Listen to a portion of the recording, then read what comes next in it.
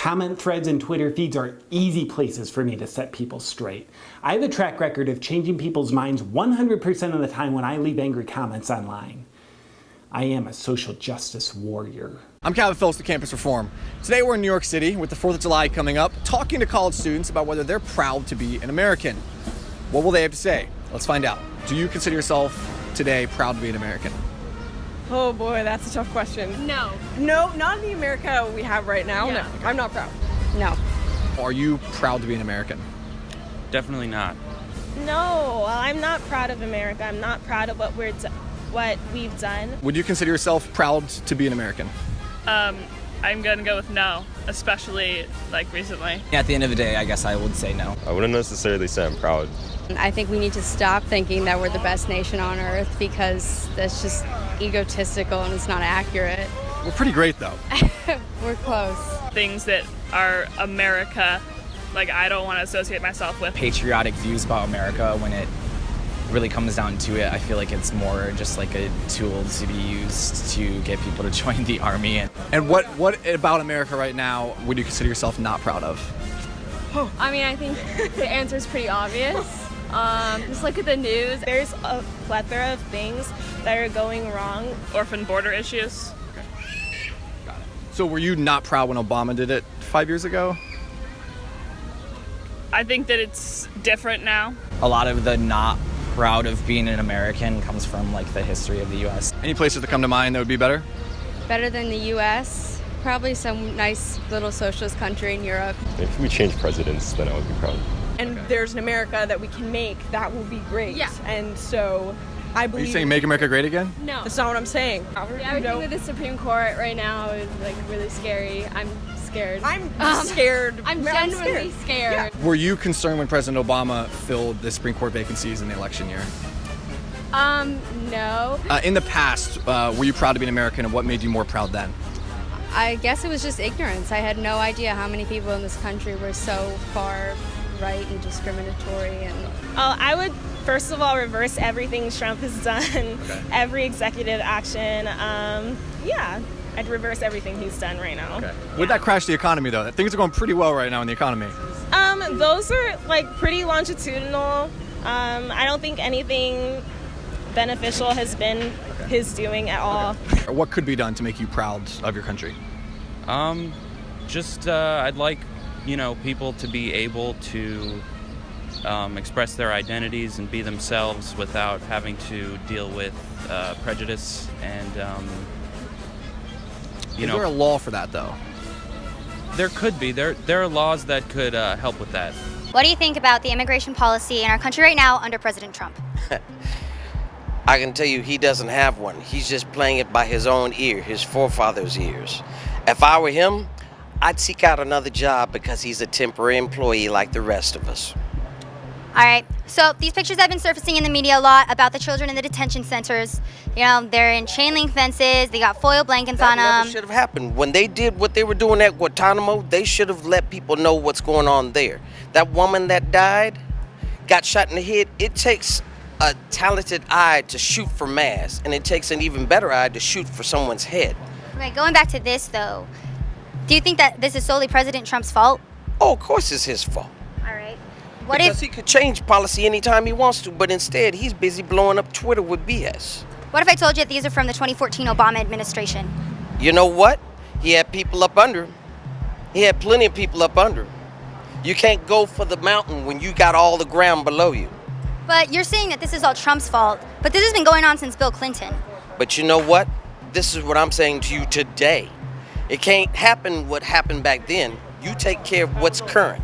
The current is that the current administration could take care of this in a snap. Well, just the whole concept of shutting down our borders from people that need our help is repulsive to me. But we're not shutting down our borders, we're just stopping illegal immigration into our country. We need illegal immigrants in our country. Why?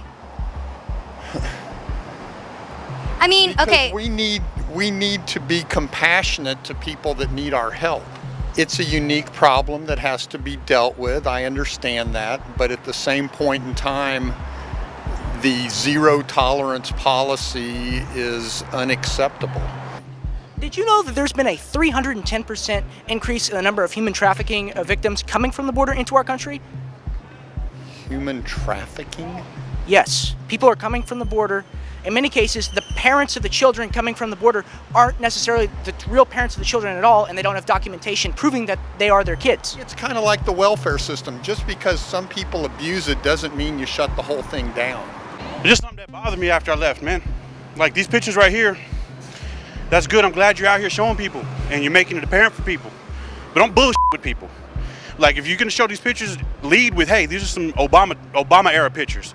I don't know where this is at. They don't have any context with them. But the point that I was trying to make, sir, is that the mainstream media is trying to demonize Trump a lot. They're trying to equate those to Trump. Nobody wants to talk about Bill Clinton or Obama. I'm not trying to trip people up. I'm trying to show people that the mainstream media is very biased and they're trying to make Trump look a specific way. That's perfectly fine. But don't try to trip people up. If you want to tell people that these are Obama pictures, Obama era pictures, just lead with that. Don't try to trip people up. Eating meat is pretty tasty, so it's no surprise that most people do it. You probably do. But are they making a mistake in leaving half the human race enslaved by patriarchy? And D'Alessio Parson is a sociology professor at Penn State University. She's sitting right next to me on the set right now.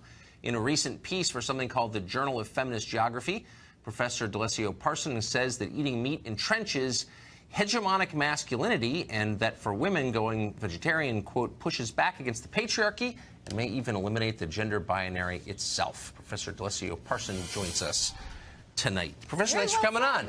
Yeah, thanks. Thank you. Well said. So you wrote this in the Journal of Feminist Geography. My issue did not come, so I haven't seen it. But tell me, I can send you a copy. I can't wait. So you say that vegetarianism helps women push back against the patriarchy and makes men more egalitarian and respectful. How does that work? Yeah, I mean, so that's not a direct quote, but that is very well summarized. Okay. So you must have good people working for you. Oh, for sure. So how do you connect eating meat, carnivorous behavior, with the patriarchy? Well, I said I brought you a gift, right? Yes. Use your imagination. Okay. And I think this book might help. Okay. Okay? So I read it this year. Have you ever heard of Octavia Butler? No, never. Oh, do you like science fiction? Oh, tons. Yes, you do? Yeah. Okay, so I have a book by Octavia Butler called Okay. Lilith's Brood. I can't remember. This camera? Lilith's Brood, okay. And that's like a dystopian feminist novel about men. No. You got to read it. It's to about find out. carnivores? You got to read it to find out, Okay. right? Well, tell me, do you think that being a vegetarian helps defeat the patriarchy? Well, wait, first, you going to read it? Yeah, absolutely. Okay, so then you Come have to on. read it. Yeah, of course. Okay. Thank you. All right. And this is the one I'm reading. Okay. And for another partial response, check out this one.